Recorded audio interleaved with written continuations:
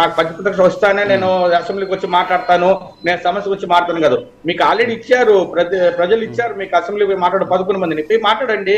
ఎవరు వద్దన్నారు? మీకు ఎవరన్నా అటు చెప్తే మీరు బయట వచ్చి మాట్లాడండి.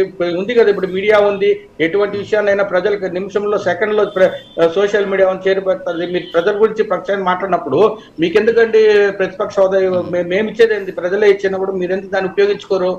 5 ఏళ్ళు మీరు ఉన్న రూలింగ్ లో మీరు ప్రతిపక్ష హోదాలు టీడీపీ ఒకవేళ చంద్రబాబు నాయుడు ఒకసారి అసెంబ్లీ బాయ్కాట్ చేసేటికి అందరినీ వెళ్ళొద్దని చెప్పాలి. అతని వరకు అతను నేను రానన్నాడు, కానీ మిగతా ఎమ్మెల్యేలు అందరూ వెళ్ళారు, అందరూ సంస్థల గురించి మాట్లాడినారు. మీరు ఎందుకు మీరు మాట్లాడరు? ఒకవేళ జగన్ గారు రాలేకపోవచ్చు, నాకు ప్రతిపక్ష హోదాలనే మిగతా ఎమ్మెల్యేలు వచ్చి ఫైట్ చేయొచ్చు కదా ప్రభుత్వం తరఫున. ఎందుకు రావడం లేదు? మీకు స్ట్రెంత్ మీకేముందండి? మీకు వాయిస్ ఉంది కదా, మీకు రైట్ ఉంది కదా, మీరు ఎందుకు ఉపయోగించుకోవడం లేదు? ఇక్కడ ప్రజలు అడుగుతుండదు అదే.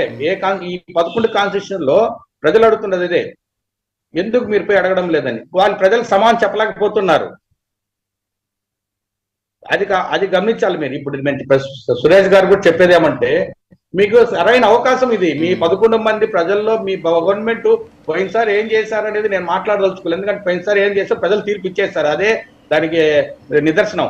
రెండోది ఏమంటే, ఇప్పుడున్న అవకాశాన్ని మీరు ఎందుకు సద్వినియోగం చేసుకోవడం లేదండి? మీరు ఎందుకు న్యాయ పోరాటం, న్యాయం ఏంటి? కాన్స్టిట్యూషన్ విధించిన ప్రకారం న్యాయ పోరాటం పోతే అసలు మీరు మన వీళ్ళు చెప్పేట్లో మిమ్మల్ని ఇమీడియట్ గా తీసేయచ్చు. 11 మంది ఎమ్మెల్యేని తీసేసి ఇమీడియట్ గా వేకెంట్ పెట్టచ్చు న్యాయ పోరాటం పోతే. కానీ మీరు ఎందుకు ఎంతసేపు న్యాయ పోరాటం అంటున్నారు? మీకు తెలుసు కాన్స్టిట్యూషన్ లో ఏముంది, ఎలా ఉంది, దాని ఏ విధంగా మనం పాటించాలని. దాని ఎందుకు మీరు పాటించడం లేదని అడుగుతున్నాను అంతే. దాన్ని మీరు ఫస్ట్ ఒక సిస్టమ్ మీద ఒక గౌరవించుకుంటే ఆ సిస్టమ్ ని మనం ఫాలో అవ్వచ్చు. మన సిస్టమ్ నే పట్టించుకోకపోతే మనం ఇంకా ఏం మాట్లాడతామండి చెప్పండి? సిస్టమ్ ని ఏ విధంగా వాడుకున్నారు అనేది ప్రజలకు తెలుసు.